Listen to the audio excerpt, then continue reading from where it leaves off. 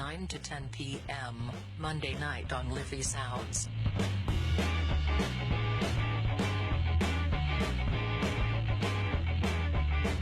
The world you don't know.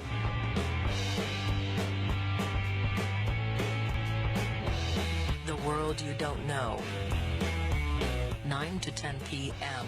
Monday night on Liffey Sounds.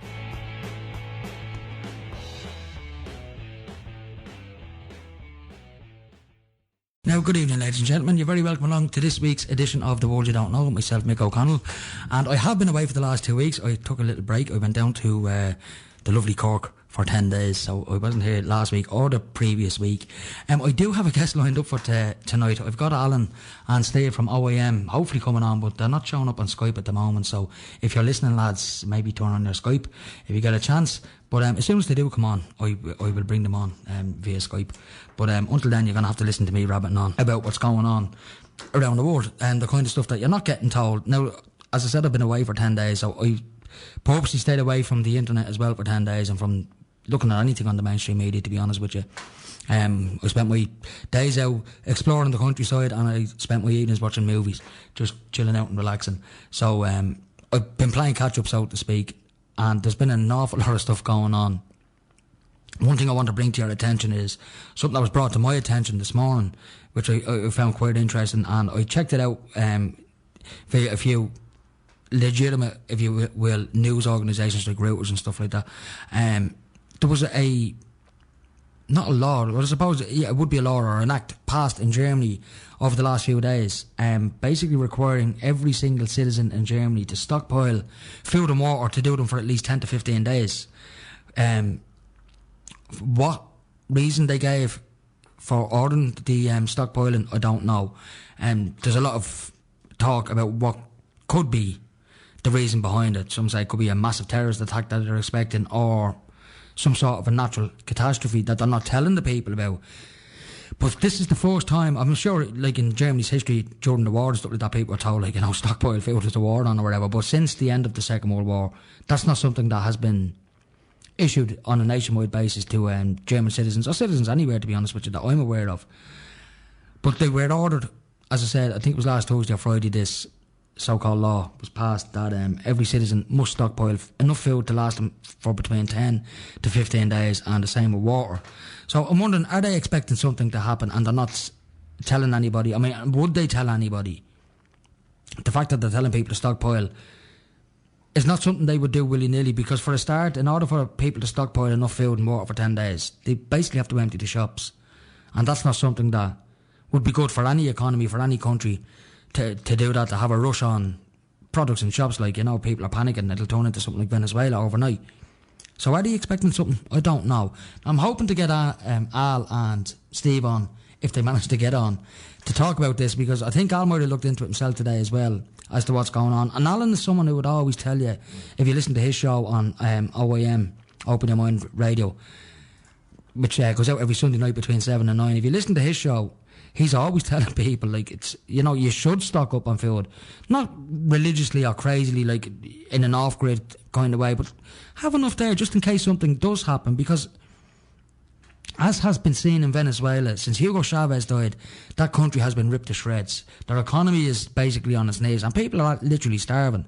Shops are empty. The inflation is nearly as bad as what it would be in Zimbabwe. It's literally off the scale. You can't buy a loaf of bread for a bucket full of cash. That's how desperate things are getting in Venezuela.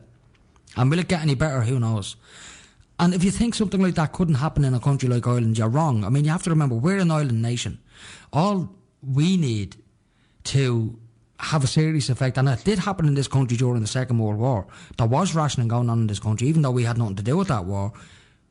We're an island, so all our food has to be imported. If it's not grown in this country or manufactured or produced in this country, it has to get imported. I mean, we don't grow avocados here unless it's in a greenhouse, so the avocados you're getting in a supermarket are not Irish, and it's the same for most food products that are in supermarkets these days.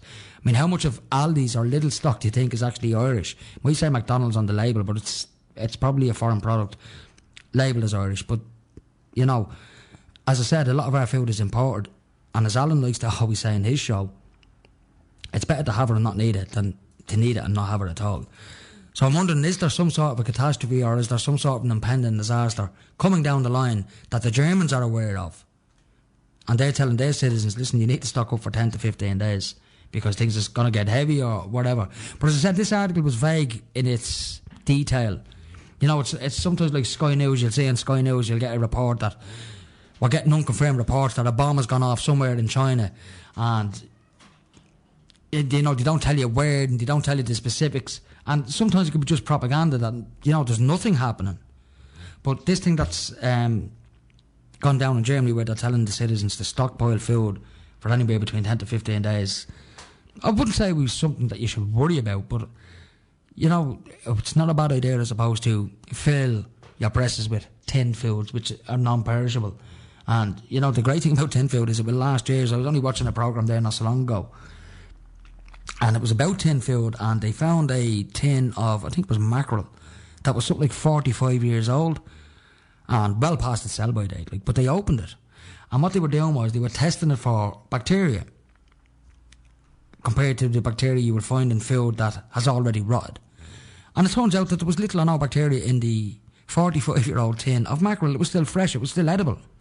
So, you know, tin food is always a good idea, and dry foods or whatever, you know, boxes of Weetabix. I mean, you can survive on boxes of Weetabix if that's all you've got. But should you stockpile food? Well, it's not a bad idea. But as I said, that was an article I read today on Reuters. As I said, Alan put a post up on Facebook earlier on this morning, and I was looking at the post, and he was wondering, was it actually true? And I was wondering then, you know, I'll go and have a look at this, and it turns out it is true that the Germans did actually put out an edict, if you will, urging all German citizens to stockpile enough food for 10 to 15 days, and it makes you wonder why.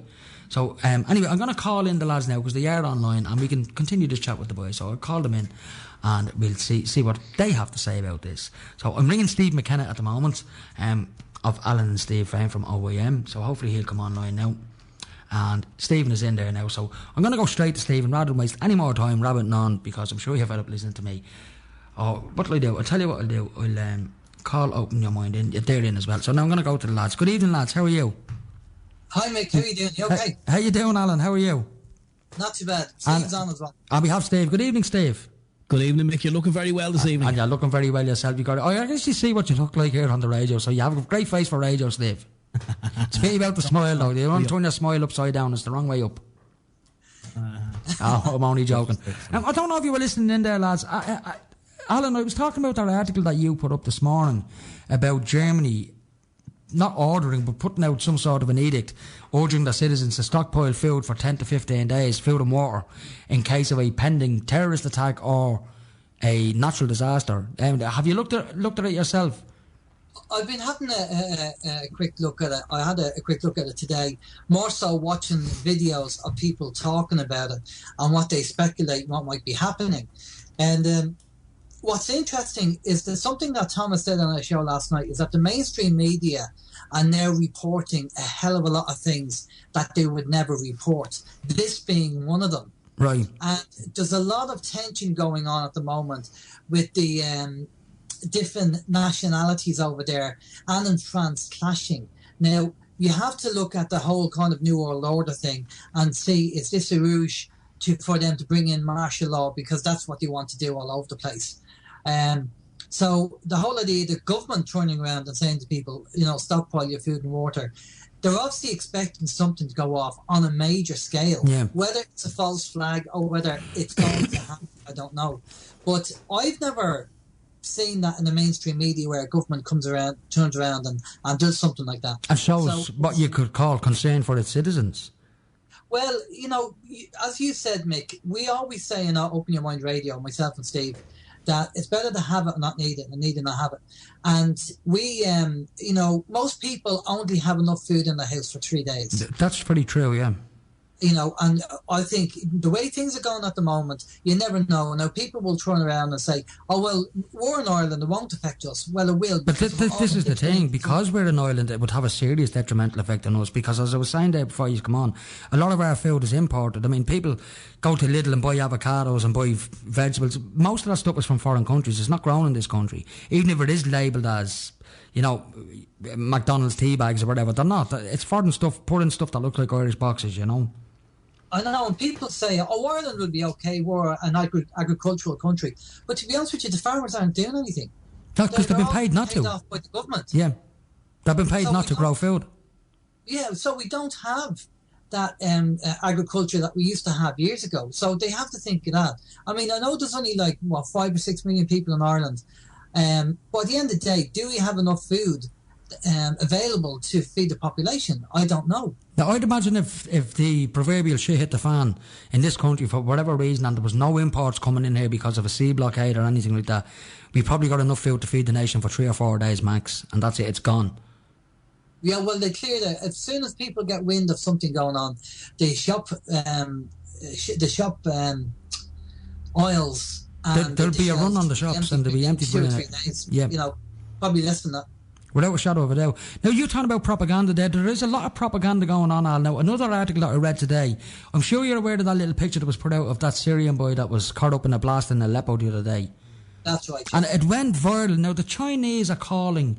I'm not saying the little boy wasn't injured and wasn't in that distressed state that he looked like in that picture, but the Chinese are calling it propaganda because they're not. It's not the Americans are getting the blame for this airstrike, it's the Russians and the Syrian government. And yeah, the Russians will get blamed because that suits... They're the bad boys on the block now. But I can't help thinking that it is a massive propaganda campaign because that picture has gone viral. And it's you know, it's appeared in all the mainstream media all around the world and stuff like that. And I couldn't help thinking when I was saying that, you know, don't get me wrong, I had the initial, you know, shock horror. Look at that poor little kid, you know, I've got a child the exact same size as him. And immediately then after that, I'm saying, hang on a minute, what about all those other children in Syria that have been, you know, blown to smithereens over the last 5 years? Where's the pictures of them? So why was that picture put up and made go viral, you know? I always question anything now when it's gone viral, unless it's something comedic or something like that, you know?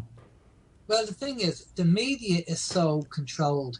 I mean, you see how they do Hollywood with green screen in the background. Yeah. When you look at the capability they have to produce new content that doesn't exist, never existed, and it's all actors and it's all green screen at the back, then you will kind of double check everything and question yourself all the time because the technology they have to produce the stuff is unbelievable. Yeah, I don't know if you've seen any of those videos that have surfaced on YouTube, and it's in relation to green screen, but more to do with the audio side of things, where this guy was able to get, say, a video of George Bush, put him on a screen, and he's speaking into a microphone with a facial recognition camera in front of him, and it's mimicking his mouth movements and putting them into, like, George Bush. Do you know what I mean? So he can make George Bush say what he wants.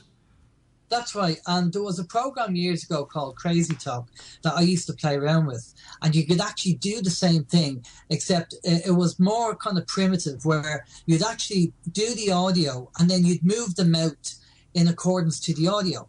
But Right. it looked pretty good. So, and they've got this technology, 20 plus years? I remember a movie years ago called Wag the Dog. I don't know if you've ever seen it. I've heard of it. With Robert De Niro and Dustin Hoffman. It's a great movie, and it's about green screen technology. Basically what the film is about, it's loosely based around Bill Clinton and the scandal he was having with Monica Lewinsky, but it's about a president who was caught up in some sort of an extramarital affair just pre-election time. So they needed a distraction for the masses, so, you know, they don't focus on that and focus on something else. And what they did was, via green screen technology and the media, they created a war in Albania that wasn't actually happening, but made it look like there was a war in the Balkans. Yeah, it doesn't look... These people are psychotic, and people over and over again keep putting their morals on these people, and that's the worst thing you can do. I mean, Thomas summed it up for us on our show, and I have to agree with him.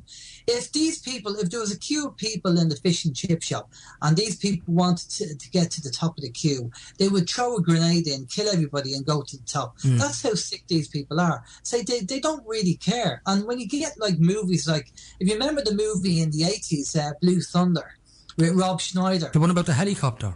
That's right. Yeah. They were creating wars to test the new technology. You know, I mean, I wouldn't put it past these people like Hillary Clinton and Bill Clinton and all the kind of New World Order cabal to do things like this, just to purely, you know, whether it's to take energy or take money or take arts or take treasures I wouldn't put it past them. That they'll just create a war just for the... do you know, it's funny, I was talking to a guy there today. I went out to Hout there today with the kids, just to get out of the city for the day, and beautiful little place, by the way, full of flying ants, mind you. But we were out there, and I got talking to this English guy, a guy from London, just a random guy, and the issue of corruption and stuff came up, you know. I don't know how it came up, it wasn't me who started the conversation. But he was telling me, this guy, I think he's a builder or something like that, and he'd sold a van that he'd had, and apparently some fines were outstanding on the van after he'd sold the van. But anyway, the DVLA and bailiffs and all were giving him nothing but grief, you know, and he didn't know what to do. So I told him, so look, I go on to People's Internet Radio, TPUC in England, you know, UK column. He wrote them all down. I said, check these websites out, and there'll be enough information on there to tell you how to deal with these people. I said, look, you need to lose the fear and just stand up to them. I said, because they're relying on your fear to extract money from you. That's what it's really all about, you know. Exactly. That's it. Now, so, Thomas made a comment last night in the show, which I thought was very good. We've mentioned on OAM about the, you know, do not consent, and somewhere in the laws of the universe where with this all started, the cabal kind of got permission to do what they wanted, as long as we consent to it, and everything is presumed. But once you turn around and say, I do not consent, then they can't kind of proceed with that. Well, that's the general idea. Now, the whole idea of the word consent is consend. I'm not consenting to what you're sending. So that you're sending, I'm not falling for it. Consent. The con is consent, yeah. Once you give your consent. Yeah, it's this kind of play on words again, like television and TV program me. So it's again the play on words, but and I kind of agree with that. So that's why they tell us what they're doing, but we are kind of too dumbed down to a lot of the time, and most of the people are too dumbed down to see what they're doing. So they just go ahead and do it, and they say, well, you know, we've told them what we're going to do, and they're not getting it. So that means we can go ahead to give them permission to do it. I remember many, many years ago listening to a speech by Jordan Maxwell. I'm sure you're well aware of who he is. And he was talking about the Illuminati, assuming they exist and you believe that they exist. But what he was saying about them was that what they're doing to the world, all these wars and all this crap that goes on around the world, you know, the controlling hand and stuff like that, he says, to them it's a form of magic. And in order for that magic to work, they need to inform the recipients of the magic, the victims of the magic, if you will, of their intentions. Now, they don't have to come up to you and tell you to your face, this is what we want to do and this is what we're going to do. He was saying that they can tell you in books, movies, cartoons, magazines. And you see that then in a lot of, you know, The Simpsons is a classic one for predicting the future, so to speak. I'm sure you're aware of that famous Trump image where he's walking down the stairs in The Simpsons, and there's someone at the top of the stairs and they drop a piece of paper on the ground, and then there's real video footage, and this is from a 90s episode of The Simpsons. Then there's footage emerging of Donald Trump a couple of years ago walking down a set of stairs in an airport or something like that, and the exact same scene was unfolding before your eyes, but it was real. Unfortunately, I don't watch The Simpsons, so Right. I didn't see it. But I've heard about The Simpsons having a few things in the program where just a coincidence, maybe, I don't know. I don't know if it is coincidence or it is a predictive program. And as you were saying, like, you know, they can tell you in movies and stuff like that what their intentions are. Is this what they're doing in The Simpsons? Like, Trump is the president in The Simpsons, so I'm convinced he's going to become the president, you know.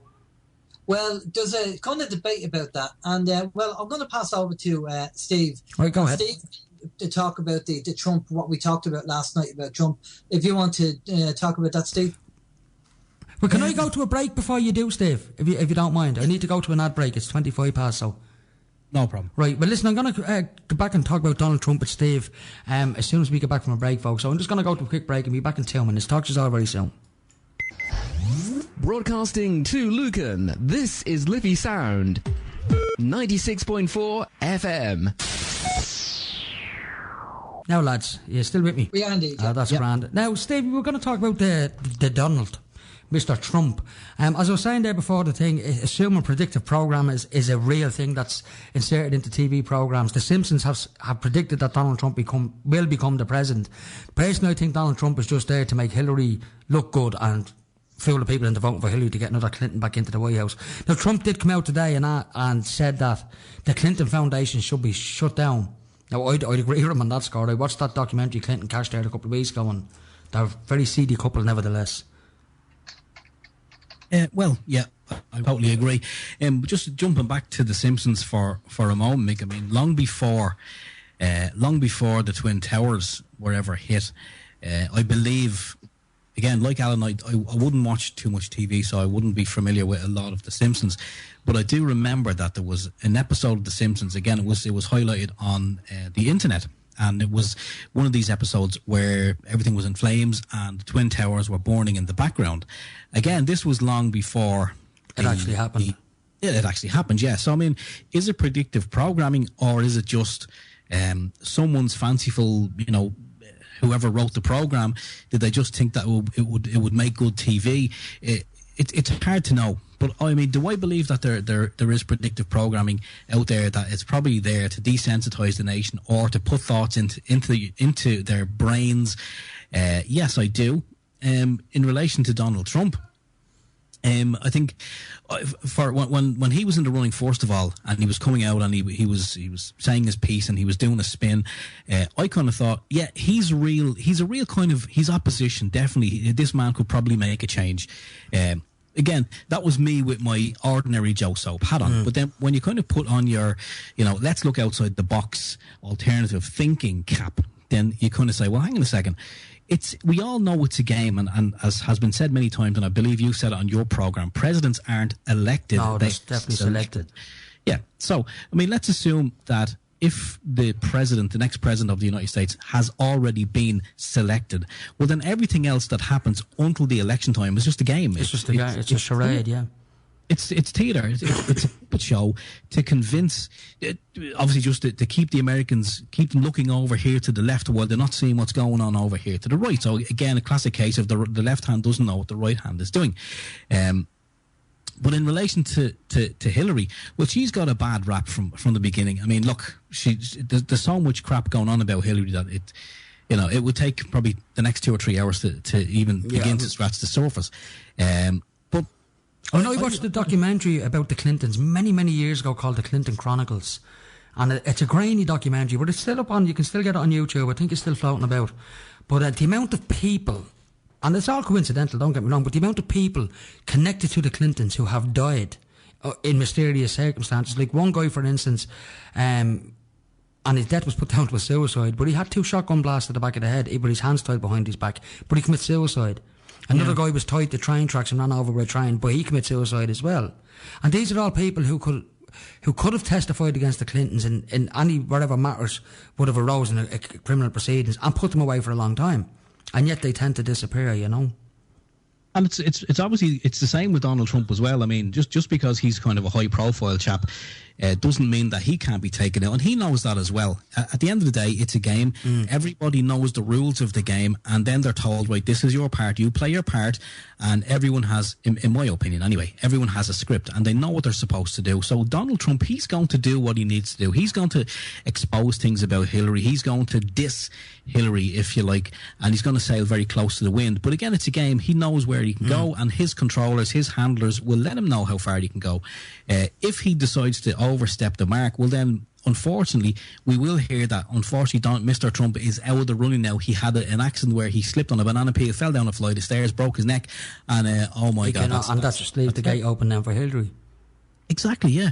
Or, as has happened in the past with a lot of these presidential candidates, is they'll be polar opposites for a long time. They'll be battling each other every step of the way, and as soon as it's coming close to election time, then one will kind of go, do you know what, I'm going to support the other now, and I think everyone should support him or her. And that's, again, it's, we're misleading the population, and then when it gets close to the election time, we use the smoke and mirrors and we point them all over in this direction, which, be it Hillary, be it Donald, or whoever it may be. But, again... Still the military-industrial complex running the show from behind the scenes, I'd imagine. That's it, Mick. Yeah. And it's sad that you know that, you've done your research, you've done your homework, and you can see this, and you know exactly how the game is played. But again, you try to... I mean, there's probably a lot of people listening to your show this evening. I would say... on your show, we're probably preaching to the converted. But, there's probably a lot of people... I think there's always one or two that might just catch something on it, you know, and Yeah. it'll drop a little seed into their minds. I mean, you're talking about elections there. We've seen this with Bernie Sanders, who was the complete polar opposite to Hillary Clinton and the complete polar opposite to Donald Trump. Yeah. And yet when he lost then in whatever state he lost in and he had to bow out the race, he comes out then and urges all his supporters to vote for Hillary Clinton. I mean, to me, that was absolutely disgusting. That was like, you know, someone in Sinn Féin telling everyone to vote for Fianna Fáil or Fine Gael. I totally agree. But again, that's the name of the game, isn't it? I mean, that's obviously that's the way the script tells them, you know, how to perform, what to do. So what do you? Where's all that money gone to? That's all I'd like to know. All that money being given to Bernie Sanders and all the other people that were running in the race initially, all that money is now completely wasted and gone. It's absolutely gone, and now it's a two-party system. You couldn't make it up. Like when you look at the American system the way it is today, out of a population of 300 plus million people, and you know the vast majority of them intelligent, whatever, they whittle it down to those two. Well, this is you know what I mean? Like if you look at, you know, in history, the presidents that have been in power, you'd never got a Native American or a Latino, or anybody like that. And which kind of, you have to kind of beg the question, why is that? Yeah, I think Barack Obama was just put in there to shut the blacks up, to be honest with you, you know, because they'd been saying it for years, like, why haven't we got a black president, or why can't a black man be president? So they just got a black white man in, which I have a kind of theory in that. You see, they know people are waking up. All right. So they said, well, okay, look, we need to do something. If we put another white man in, then, you know, people will definitely suss up to something wrong. So what we do is we put a black man in. So Obama got in. And then people are waking up even more. And they realize Obama, this idea of, hope, which... Hope you can believe in. That was a laugh. They turned around and said... So they turned around and said, right, okay, we have to do something completely different now. Hey, I'll tell you what we do. Let's get a woman in. So this is Hillary. Now, there's some kind of triad going on because we have Hillary Clinton, we have Theresa May, and then we have Merkel. Okay, so there's something funny going on somewhere along the line. Now, I'm only just putting it out there. I haven't kind of sussed it up yet. But why this kind of triad? I don't know. I mean, talking about Britain there, you mentioned Theresa May. Now, she stood up on her first day in Parliament and she was asked the question, would she have any hesitation in pressing the nuclear button? And she bolted up onto her feet and says, I'll press it. Yeah. Like she said, there's no point in us having a nuclear deterrent if you're not prepared to press it. You know, and that's coming from a woman. I mean, in my opinion, a woman is a matriarch. She's a mother, you know. She should be getting up and saying, no, well, I wouldn't press it. I want to disarm the whole world of nuclear weapons and all weapons. That's what a woman should be saying. That's what you would expect a woman to say. Yes, you'd expect a guy to go in there. You know, we all know that global politics is more of a dick-waving competition than anything else. So you'd expect the guy to turn around and say, yes, I'll press that button. But not a woman. But there's this misconception about that, about the maternal woman and her not doing that. I mean, look at Joan Bruton in the Irish government and the way she treated people. Yeah. And her attitude and the way she treats single parents and just the whole kind of welfare. But well, I think she'd have been up on it about single parents anyway because she was adopted. I think that's something to do with it. That was my own opinion anyway. I mean, I stand to be corrected on that, but I always got that feeling from her because it was no secret that she was an adopted child, and she grew up not far from where I live, actually, down in Rialto, which is a south inner city she grew up in, basically. And but you can't keep looking at the past, mate. No, I understand that, but where she grew up, there would have been a lot of single mothers in that area, an awful lot. Like demographically speaking, it would have been a very high concentration of single mothers, unmarried mothers, and stuff like that, and whatever. But why she would have disdain towards them when she grew up around these people, and she would have seen their struggles, you know. Exactly. Well, that's kind of the self-righteous attitude. And I've seen that in a lot of people where they come from a certain background, and instead of them having sympathy because they understand the background, they actually go the opposite way and then ridicule them. I don't get it. I honestly don't get it. I mean, all I can say is assume that it's a lack of empathy on their part, basically, and which makes them a psychopath. Lack of empathy, ego, and obviously controlled by the elites. It's madness, isn't it? Right, well, we'll move on from those three women. Hopefully things do turn out well if the three of them do get Well, two of them have power if Hillary Clinton gets in, so we'll see where that takes us anyway. But I don't know how long Angela Merkel's going to last now. You know, politics changes so fast, and she's been in there quite a while anyway, but I don't know how long more she's going to be staying there, or what way the world will turn out if you do have these three women. As you said, a triad of women leaders in the three most powerful nations on the planet, excluding the likes of Russia and stuff like that. But they're all the new enemies now, Russia and China and Syria and whatnot. But it'd be interesting, as you say, to see where they take this. Now, I want to move over to another side of things now. What's your view on all this corruption that's sprung up about the Olympics? Do you think it's about time that all these people have been exposed? Well, look, they said that 2016 is going to be the year of the apocalypse. And the apocalypse means an unveiling. Of information, and we've been seeing over the last few months is now the mainstream media is reporting on things that I never would report on. Now, as I mentioned on the show last night about Rio de Janeiro, Brazil used to kind of say, well, we've no money, can't afford it, plead poverty. They found 4.6 billion to build the stadiums and everything else for the Olympics. Now, after 3 weeks or so, that's going to go close down, and it'll be just lying dormant there. Maybe they'll have a few corporate parties, elite parties and stuff like that. But and that's the sickening part, that they couldn't find the money to help their own people, but they can build that. Now in Ireland, there was a mention on Facebook of the Irish government doing the same thing, where they're going to pay 320 million to host some rugby league football competition over here in Ireland.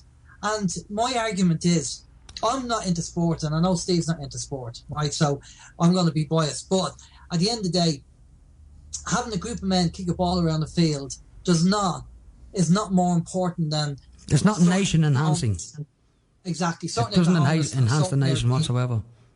Exactly. And so why? So 320 million, when they say we don't have any money, but yeah, they're willing to try and dig the money out from somewhere. Maybe obviously we're going to be taxed heavily again for it.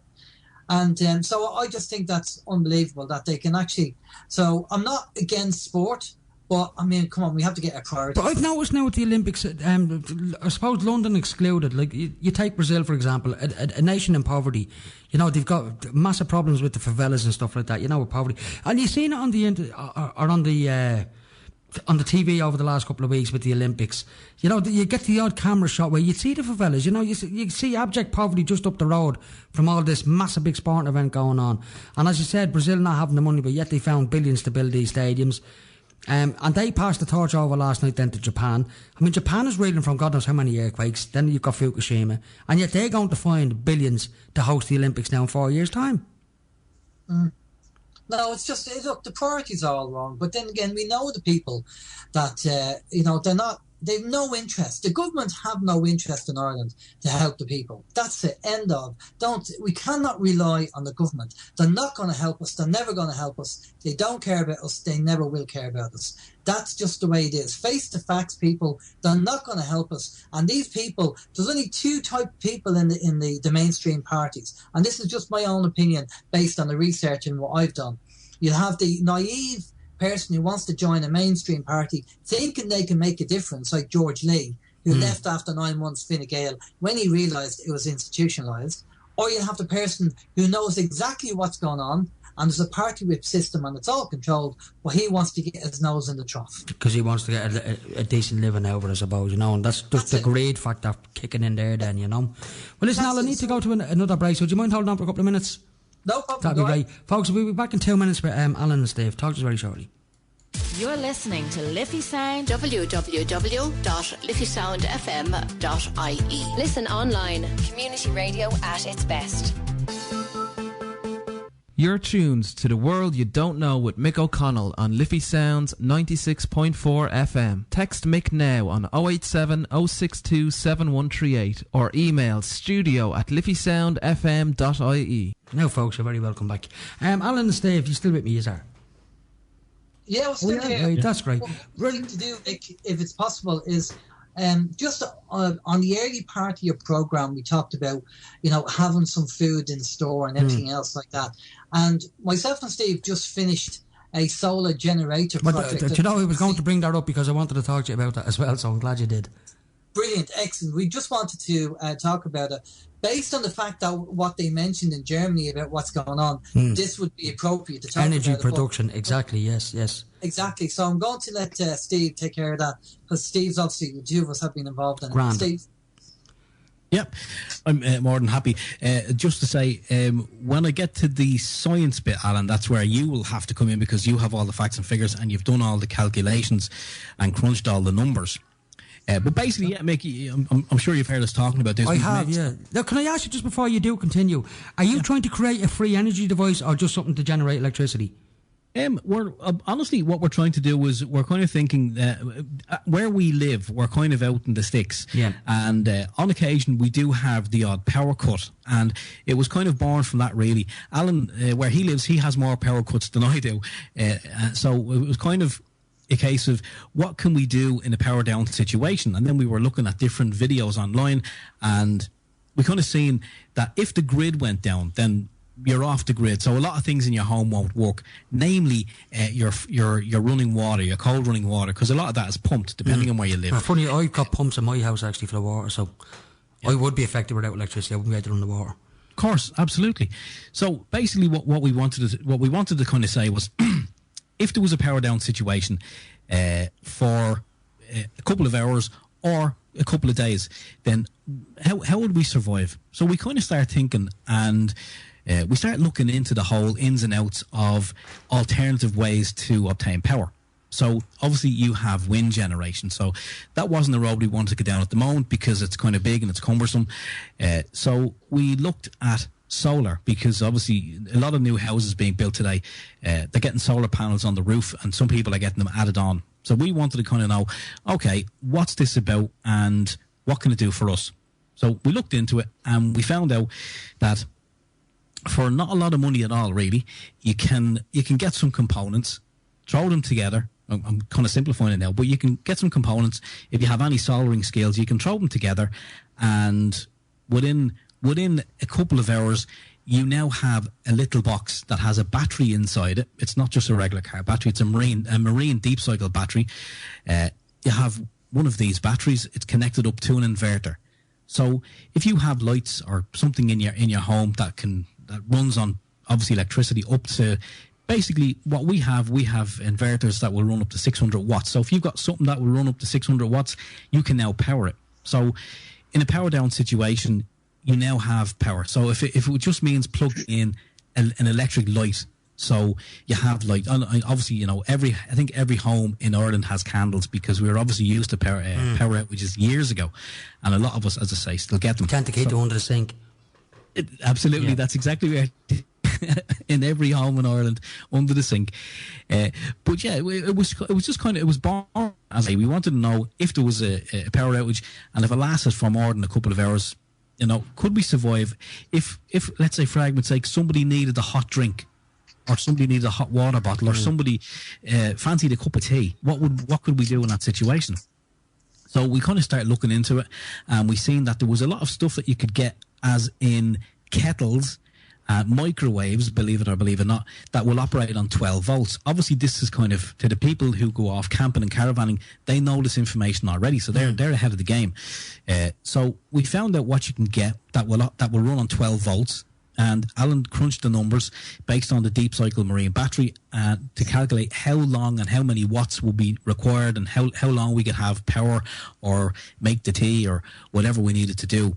And obviously then it's all based around a solar panel. You have a battery, but how do you charge this battery? Well, there's different types of solar panels you can get. There's large ones, small ones, expensive ones, and not so expensive ones. So we done the experiment with a not so expensive one first, and we found out that there will be enough power coming. Obviously, it depends on sunlight, etc. But there will be enough power just to trickle charge that battery and keep it trickle charging day after day. That you could run something off it. Yeah. Because basically it's free energy, because you're getting it from the sun. So, well, it's I suppose. Yeah, well, technically it is. It is free. Obviously, there's a cost involved, as I say, in buying the bits and pieces to kind of throw it all together. And we've actually we just finished a video ourselves kind of depicting exactly what is required and how to go about putting the whole thing together. We only done it there up in Alan's home there on Saturday, and I have to say it's great fun doing it. It was a couple of hours, a bit of swearing, but you know, we got it together, and it's something that could be a project that could be done for a home. I mean, kids, anyone with basic soldering skills can do this. And if you want to call it free energy, fine. Obviously, we're getting it from the sun, so it is. But in the power down situation, Alan and I now know from another little device that you get, you can plug it into any outlet in your home. You can plug in your TV or whatever you need to know. It'll tell you exactly how many watts of power are coming from that device. Then you can do your calculations. And in the power down situation, you now know you'll get your little magic box, your battery box. You can plug your extension lead into your inverter, and you now know what you can run. You could probably run a Skybox, an LED, a low wattage TV. You can boil the kettle as well from the. So I have a little device at home that my friend Robbie, you know, the chap that sits in on the show with me sometimes. Yeah. He got me a device. I think he got it from AliExpress or something, but it's from China. But it's a little solar panel for charging your phone. Yeah. And it's obviously got an internal battery in it, but you just plug your phone into it, sit on your window, and your phone will charge. And I'm thinking, like, this is only a small little thing, like 5-inch screen if you want that size. Same size as your mobile phone, basically. And it has the ability to charge your phone up to 100% within a couple of hours. You know, as if you've got it plugged into a mains. And I'm thinking, like, the size of this little 5-inch screen, can you imagine if your whole roof was made of all of that? You wouldn't need to be connected to the grid. You could run the whole house. And like, what I can't help thinking then is, because I watched a great programme from the UK called Grand Designs. I'm sure I don't know if you've ever watched it. It's a building programme. It's the only one that's worth watching. Like, you know, there's hundreds of them out there, but this is quite a good one. And now and again you will get someone on it that is building a one-off house, but an energy-efficient house. And they wouldn't be on the grid. They'd be completely off-grid, although they have to connect to the grid because it's the law. They make connect to the grid. But it turns out that this guy is producing so much electricity that the National Grid sends him a cheque every year for a couple of thousand. Fantastic. And like everything else for the year, it's free. He pays absolutely no bills for electric, for heating, hot water, nothing. Everything is free. And he's putting electricity back onto the grid just because he had the back roof, the back side of the house covered in solar panels. The roof was made of solar panels. And it wasn't huge by any stretch of the imagination, like it was the average house. It was just an average size house, you know. I know we don't have enough time to talk about it, but if people want to look into a device called a grid-tied inverter, basically what that is that you have solar panels, and all the solar panels run into the grid-tied inverter, and the grid-tied inverter then plugs into your house supply. And say you're getting 800 watts from the solar panels, and the power coming into your house is 1,000 watts. Well, the 800 neutralizes the 1,000 watts and means you're only paying for 200 watts. Oh, that's a good idea. So that's called a grid-tied inverter. Now, it's no good if your power goes out in your house because it relies on the power in your house. But if you want to reduce the electricity bill, then you get a grid-tied inverter. If you want to have a backup, then you need something like what myself and Steve did for emergency only. It's only for emergency. What could you run off the little system now that you've built? Like, could you run a couple of lights in the kettle off it, say, or? Yeah, basically. Well, the whole trick of this is trying to get the equipment all 12-volt DC, because although inverters are great and gives you 220, 240, what you're doing is you're getting a loss of energy there. You know, because if you look at a mobile phone charger is only 5 volts, but you have to plug it into 220, 240. Yeah, and so what you want to be able to do is bypass the mains. But what I wanted to do is, in the case of an emergency in my house, I wanted to be able to plug in the TV, plug in the Skybox, and have a light on. That's it. So if the power goes down, we can watch a bit of TV while we're waiting for the power to come back up. So I've built my solar generator around that. And so now I have a solar generator that I can plug in my mobile. I was getting a couple of 12-volt to have boil the water and have a cup of tea. So while everybody has no power now, it's just uncanny that this Wednesday, ESB have said to me that they're going to power down electricity in the village, and I'll have no power from 10 a.m. to 5 p.m. So you'll get a chance to test it, will you? I've tested it already, and it's working fine. So, it's going to be there ready to go if we want to plug in anything to watch. And how big is this this system you've got? Like, how much space would it take up? Well, it's only a little battery box, so it's only about 6 inches by 12 inches. It's the size of a toolbox, Mick. No bigger than a toolbox. And what about the solar panel itself that's on the roof, or is it on the roof, or have you just got it on a stand? No, well, see, here's the thing. Once the solar generator is fully charged, you can disconnect the solar panel and just carry around the solar generator where you want it in the house. Now, the solar panel, I don't have it on the roof at the moment. I have it in a room, and it's right beside the window where it's getting the sun. It's getting the sunlight, yeah. It's getting the sun, and I've checked it. I was checking it tonight, actually. We're doing a bit of testing. I was to check calculations, and I'm getting, just because it's sitting on the wall, it's not even doing anything. It's not even positioned to, for the sun. But I'm still getting 14.2 volts from the solar panel, and the battery is only 12 volts. So basically, you're getting over unity, is what that's called. You're putting more in than you actually need to. It's taking in more power, which is, I think it's fantastic. And if I can ask, I don't want to be too nosy now, but how much could an individual or a family expect to pay for a little setup like that? Well, you're looking between probably €400 or €500, give or take. How much? Between €400 and €500. Well, so that's buttons when you think about it in the long term. Well, think about number one, the energy that you'll save, and number two, that you'll have power, especially when you have kids, when there's a power down, or if there's an emergency, and you never know, solar flares and all that kind of stuff. You just don't know what's around the corner, so it's good to have that as a backup.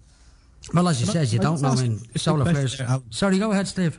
I just wondered, in a power down situation, and let's say for argument's sake, Alan, you have a light on, you have a satellite box, and you have a TV on. Based on the wattage that those three devices are going to use, how long, because I'm sure people want to know or would be interested in knowing, with the battery having a full charge, how long could you technically use those three items for, the light, the skybox and the TV? Right, as it stands, we have a marine battery that's 110 amp hours, which equates to 1,320 watts. So if you had a 100-watt bulb, and you divide 100 watts into 1320 watts, that's 13.2 hours.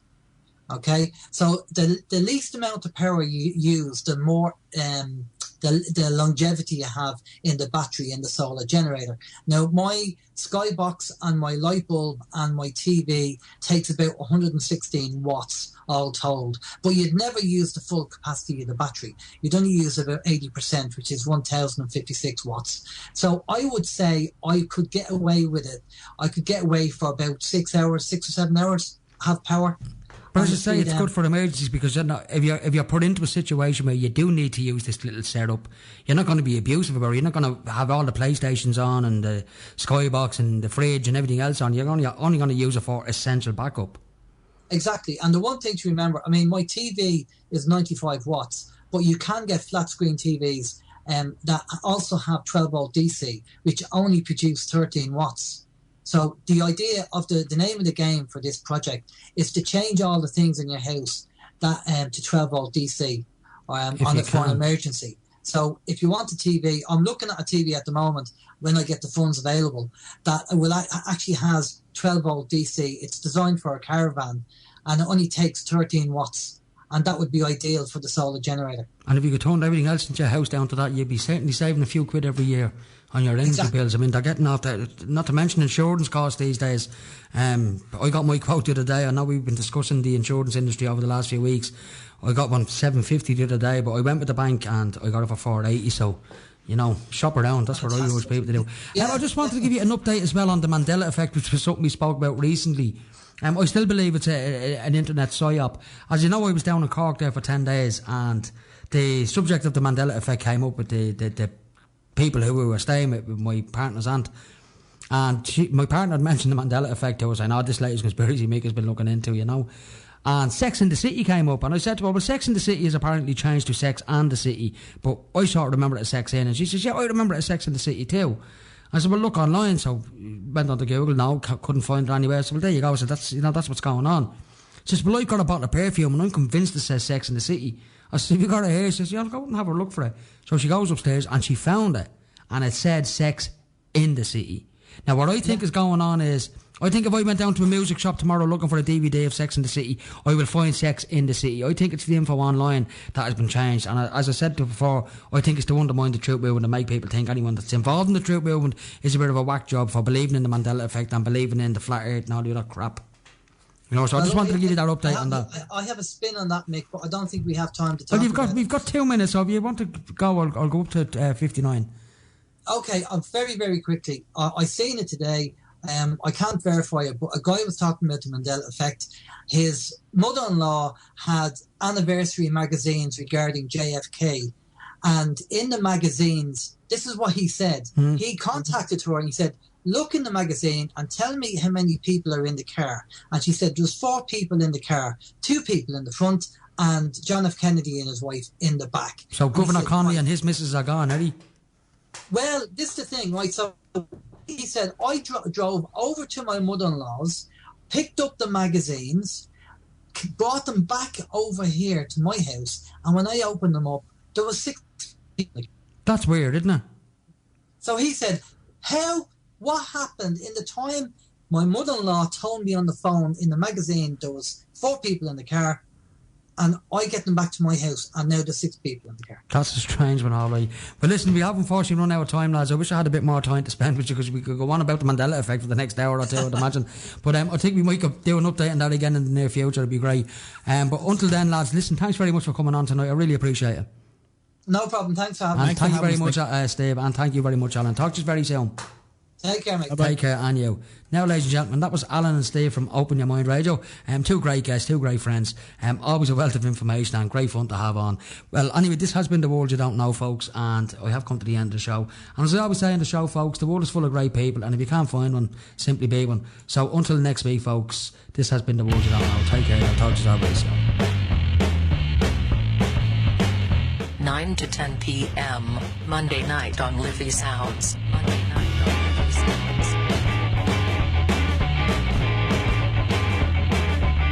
Mick O'Connell, The World You Don't Know. Mick O'Connell, The World You Don't Know. 9 to 10 p.m. Monday night on Liffey Sounds.